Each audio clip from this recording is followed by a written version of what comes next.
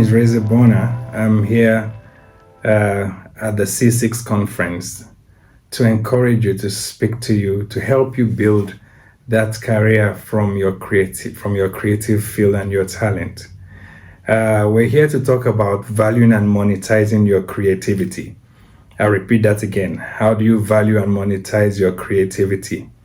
What is that gift you have, that talent you have that you have been expressing in different ways, but you're looking for how to make it profitable? What is that talent you have that you are ready to give out freely because you're passionate about it? But then there are bills to pay, and you have to find a way to make it work, to get people to pay you for that gift. Those are the things we want to talk about now. You see, it's not rocket science that the creative field has exploded, especially here in Nigeria. And we've exported that to the world. And so you see young people who readily will do things for passion before are doing it now, but they're getting paid. The good part about it is that they're enjoying their passion, but then they're earning from it. And so we're looking for ways to help you to key into that so that you enjoy what you do. And while doing that, you can, you're able to pay your bills, take care of your family, take care of yourself, and do well for yourself, because even the Bible says that you have to profit from what you do. You have to take care of yourself from your gift. It says your gift will make a way for you and place you before kings. And so how do you take that gift and work it to a point where it is recognized, and then people pay you for it, and you are in good demand for it? That's what we're going to talk about today. I'd like to say, first of all, no one is going to pay you exceptionally well to be ordinary. I'll repeat that again. No one is going to pay you exceptionally well to be ordinary. So you have to stand out from the crowd. You have to hone your skills to the point where you become an expert. And for you to do that, you have to put in hours. That dancer you see, that singer you see, that minstrel, that artist, that photographer has put in 10,000 hours or more in order to become an expert. And those hours need to be paid for, because you have bills to pay, you have equipment, you have your kit, you have the time, you have to feed, and at the same time you're providing for others because you're responsible. So how do you take that and build it to a point where you are well sought after? I'd like to mention, first of all, that the creative industry in Nigeria is Nigeria's second largest employer. It's Nigeria's second largest employer, and is set to contribute 5 trillion naira to the nation's GDP. It currently employs about 4.2 million people across 5 sectors, and that's media, entertainment, beauty and lifestyle, visual arts, tourism, and hospitality. So you can see that this is a mega monster. I was at I think it was the Canex last year, Creative Africa Nexus, and the next one is happening soon in Cote d'Ivoire. The last one was in Durban. And Afrexim Bank is voting in millions of dollars to support the creative industry. In fact, some people left there, with grants so that they can, begin to produce. And so how do we tap into this creative economy? Outside, it's easy. I mean, people are doing this internationally. Someone like Michael Jordan, his personal economic value gained through copyrights and merchandising exceeded the Kingdom of Jordan's gross national product in 1997. Michael Jordan exceeded the Kingdom of Jordan's GNP in 1997. Motion picture and music accounted for about $1.8 billion of Nigeria's GDP in 2020. So this thing we're talking about is not child's play. It's a big deal. Humans generate about 700 billion images on the internet per year. So this social media we're playing with, people are generating income from it. People are getting paid from it. Now how do we take that and monetize it? Well, first of all, you need to know who you are, what you are, who you are and whose you are, and what gift you've been given. And how do you take that and multiply it? Remember the parable of the talents. How the one who had little withheld and didn't get blessed, and the one who had more even toiled and made profit and was blessed for it. So know who you are and whose you are. Glean from your experiences and your background. What have you experienced before? What is your background? Don't see it as as a disadvantage. Take it as an advantage. Learn from that and tell your story. And as you tell your story in what you do, you will find that there is a uniqueness to you. You'll find your unique style. What is that unique style you have? Is it in music? Is it in art? Is it in photography? What is that unique style that is unique to you? That when someone says it, they know this is your signature and this is you. And in doing that, of course, you have to learn from others. Find mentors, learn from them, learn their style. But when you learn their style, you then have to learn it their way and then do it your way. That's the difference. Don't go copying and reproducing. Like I said, no one's going to pay you exceptionally well to be a copy. Copies are usually cheaper than the original. But learn it their way and then do it your way, infusing your unique style into it, infusing your experiences into it, infusing your own risks into it, and then you will find that it begins to yield fruit and it becomes different. Learn it their way, do it your way. Remember, practice makes permanent. Some people say practice makes perfect. I say no, it makes permanent. If you're practicing the wrong way, then you're going to get used to it. It becomes a part of you. But you have to learn to practice the right way, the right style. Practice makes permanent. And while you do that, you get better. You play by the rules first. You study them. You understand them. Practice them. Perfect them. Stretch them. Break them. Reinvent them. And then you mystify them. That is where you'll find your secret. You mystify all of this. The Bible says, study to show yourself approved, a workman that needs not be ashamed, rightly dividing the word of truth. It says that he that goes to war is not crowned except he pleases him who has called him to be a soldier. Meaning, if you're going to be a soldier, you must learn the rules of being a soldier first. You must learn by the rules first. Don't just go by faith. Say, I go by faith, I'll do it by faith. No. That singer has put in hours practicing. And that's why they came out different. That worshiper has put in hours practicing the art of music. The art of music. You don't just come in and say, God is the audience. You know what? God is glorified and let me do it the way I want to. No. You have to understand music. And so learn it their way, do it your way. Like I said, I gave you how the different steps you'll get to a point where it becomes yours. Then you take calculated risks. I always give this example. If you want to go jump down a mountain, you will have to learn, first of all, how to do the jump. You'll have to learn how high the mountain is. If you want to bungee jump, for instance, tie a rope and jump. If you do not learn how long your rope should be, you're gonna crash. But tie that rope. You learn the height of the mountain you're jumping off from, the cliff you're jumping off from.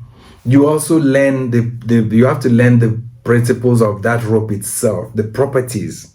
How does it stretch? If you didn't know it would stretch, and you'll still fall and die.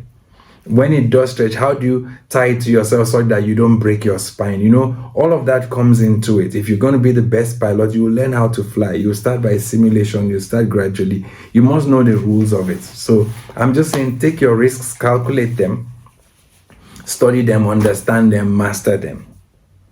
Don't just go and take any careless risk. There's a lot of mathematics involved, calculations involved. Then identify and utilize time and chance. New waves coming, new things coming, identify them, know when to use them. If you want to go with the flow at that point in time, to monetize it, you must know what to do. For instance, if this is the style of music that is reigning now, you don't want to go with the old or the very new that people do not know, and at the end of the day, you do not have a balance. You must understand the old. You must know when and how to use it and understand your audience as well. If you're going to play to older people, for instance, understand the kind of music that they can flow with. You don't go to them and play heavy metal rock. They would rather move with the slower. So all of that matters. And for your skill as well, you must also know where to use them and how to then charge for that skill. If the market is too small, if the environment is too small, you cannot expect to make so much money from it.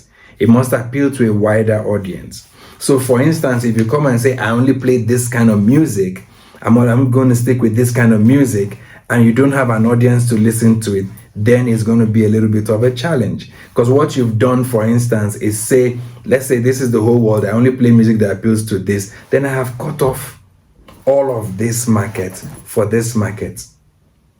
But if you study and then see that this market has no one catering to them, and you think that they have what it takes to take care of you, and you cater to them, of course you can monetize your gift in that area, but you must know what you're doing. Then you must be ready to be flexible and diversify. You've heard the saying, jack of all trades, master of none. It's wrong. It actually was meant to be a compliment. He's a jack of all trades, master of none, but oftentimes is better than a master of one. That's what it said. Diversify, multiple streams of income, different markets, different targets, and then you get, more income in. It means the person is a generalist, versatile, and adept at many things. Learn to turn adversity to advantage. Don't sit there and cry. Failure is not failure because you fail. It's only failure if you fall and you refuse to stand up. But if you fall and you stand up, you've learned one more way how not to fall. So turn your adversities to advantage. You can take the heat. Iron sharpens iron. But it has to take the fire first. It faces the fire, it is molten, it is stretched, it's beaten into shape, and then it cools down before it can do that. Before it can then sharpen another iron. So you must go through the heat and the experiences. It's all part of the learning curve. It's all part of the process. Some people have taken opportunities when things were hard. I spoke about someone called Emmanuel Archer the last time, who in the heat of the lockdown got bored and decided he was going to sit down in his garage and record a video. He called it Uncomfortable Conversations with the Black Man. He's Nigerian American. His dad is a friend of mine. He recorded that video explaining to the whites how the blacks feel about racism and posted it. Within a short while, 3 million views. Then he got a call from Matthew McConaughey, who sat with him and recorded the next one. And then he got a call. It went to a point where, as we speak now, Oprah is his partner. Signed him a check, got him signed on. He's written a book. From there, he's written a book for kids. He's presented The Bachelor America, just from the stress of the lockdown during the George Floyd riots using Instagram. So you can always turn your adversity into advantage. Now you have a roadmap. Retreat and revisit. If you're feeling stuck, take some time out to imagine what your career could be like. Revive that dream you've always put off. Reinvest in a career change if you have to. If this career is not working out for you and you've tried and tried, it's not working, just maybe God is showing you something else that might work for you. Maybe he's showing you another method to try. There's no point staying there, trying old tricks and expecting new results. You might have to tweak something, change something, provide great service. Recognize resistance when there is, find a way to expand your audience. Have a competitive product. Think analytically. Be organized. Keep detailed records.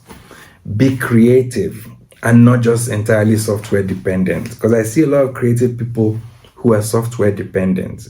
Someone says to you, I'm a photographer. Actually, he's a retoucher because he knows Photoshop or he knows this software or that software. Or because they know Fruity Loops, or because they know this, or because they know Maya, they're into animations, it's software based. What happens when that software changes? What happened to the masters of MySpace when MySpace was the in thing? You have to be adept, you have to be able to change, you have to be flexible, because the wave will come. Recognize the time and chance, recognize when to move on to the next thing. Keep at the cutting edge. Understand your market. Be creative and not software dependent. Be that talent first. So even as an artist, if there is no instrument, can you sing a cappella? Will it still minister? Will it still bless people? And then when the music comes on, then it adds on because other creative people add on their skills to the point where it becomes a full orchestra of experts. That's what I'm trying to say. If I didn't have a massive camera, will I still be a good photographer? Will I still be able to take good pictures? Remember that in the olden days, they didn't have 50 megapixels and they still had massive and beautiful images. How did they do it? You understand the rules of what you're doing as an actor as well. So all of that, how do you put them together? Then you have to learn to price right. Material costs, labor costs, your overheads will all come together to make up your total cost. I'll say that again. Your material costs. Basically, what are the materials you use to put together that song or to put together that photo shoot? What is your labor cost? How much did you pay the other people that labored with you? The engineer here, your assistant here, even your driver, your location driver, all of that. And then what are your overheads to pay your bills, for the rent to the place, and all of that comes together to to become your total cost. Then your total cost added with your desired profit is what will give you your total sale price. Your total cost, add that to your desired profit, is what will give you your total sale price. That's how you know how much to charge. A lot of creative people ask, how do I know what to charge? I'll put that again. Material cost, how much are your materials? How much is the labor? How much are your overheads? That's what will make up your total cost. And that total cost plus your desired profit is what makes up your total sale price. When you check that, then you check your environment. Are you overpriced for your environment? Are you rightly priced? Do you want to be a bit aspirational so people look up to paying what you think you're worth? And if they can't pay now, maybe perhaps they'll pay tomorrow. But how do you sustain yourself between now and then? That's when the multiple streams will come in and other bread and butter businesses in between. And don't forget costs associated with digital files. It's part of it. Your hard drives, even data, hard drives, cloud storage, client gallery, all of that comes together as well. Consider all the time you need for pre-production to set up your equipment, ensuring you have what you need for, let's say, it's a shoot or a recording or something. Also, post-production, editing of the videos, editing of the pictures, mixing and mastering of your music, all of that. And the time you spend traveling to meet with your clients. What makes them agree to pay more? If you're professional and your work is high quality, then of course that will help. There are other rates, like rates based on price per use, hourly rates, flat rates based on experience. They won't pay you as much as they'll pay someone who's done 10 years if you're just 1 year in the game. Things like that. Specialty. What you're doing, how special is it? What makes it different and unique? Look at the comedians. They do a lot of study. Then they come out there. They also take risks to the point where they're not afraid of their audience. They even criticize the man who is paying them. And the man loves it. The next time he sees, Ali, you're such a funny boy. He laughs and all. But they're doing their homework. They're doing a lot of study. And they understand the market or their audience. You won't go to Alaska and speak pidgin English to whites all through your jokes and think that they're going to pay you for it. You must be able to communicate, understand the culture. Your personal steps, learn to get up early, prioritize your tasks, attach yourself to the right network, do a lot of study, find a mentor, experiment, get out of your comfort zone, manage your expenses as well. A lot of us make money and just keep buying equipment, but we cannot sustain it because we're not even charging enough to service those equipment. Manage your expenses, accept failure when you can, and learn. And then how do you position for growth? Innovate. Invest in your talent, invest in other talent, invest in yourself first before you want others to invest in you. Some people say, I know if you invest in me, I'll blow. But have you invested in yourself first? Even if you want to be the best engineer, you have to invest in education and time. So invest in that skill. Study it, know what's going on around you. Be responsive. learn as much as you can, and then collaborate as well. In some cases, you cannot afford to pay everyone, so you will call your colleagues and collaborate with the engineer, with the singer, with your backups and all, and at the end of the day, make sure it benefits everyone. If it's a photographer, you're collaborating with the models, with the stylist, with the hair guy, with the makeup artist, and then at the end of the day, everyone benefits from the images. Then connect with your customers, and then when you do, be trustworthy. Think local, act global. You have what it takes. You can do it. I hope I've been able to help. My time is short, but I just, try to put this together in a quick recording. And I'm hoping that someone got something from it, even though I'm sure I was speaking real quick. I was just being mindful of time and all the information I wanted to put out there. I hope this blesses you. And thank you to Pastor Wale Adenuga, for putting this together. He is a man that has a heart for the people, and that's why he's decided to do this. And please take it, glean with it, run with it.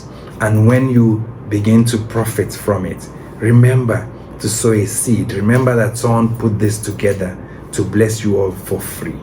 Remember that, and also pass it on. As God blesses you, bless others. Do not just withhold. Learn to give. God blesses the giver, and the giver's hand is always on top. Learn to give to others, and you pass it on. And have a heart of thanksgiving. Be thankful to God for what He has given to you. For we are nothing except through Him who has called us. Thank you all for listening to me. It's such a privilege to be here today, and I hope I've been able to bless you. Thank you.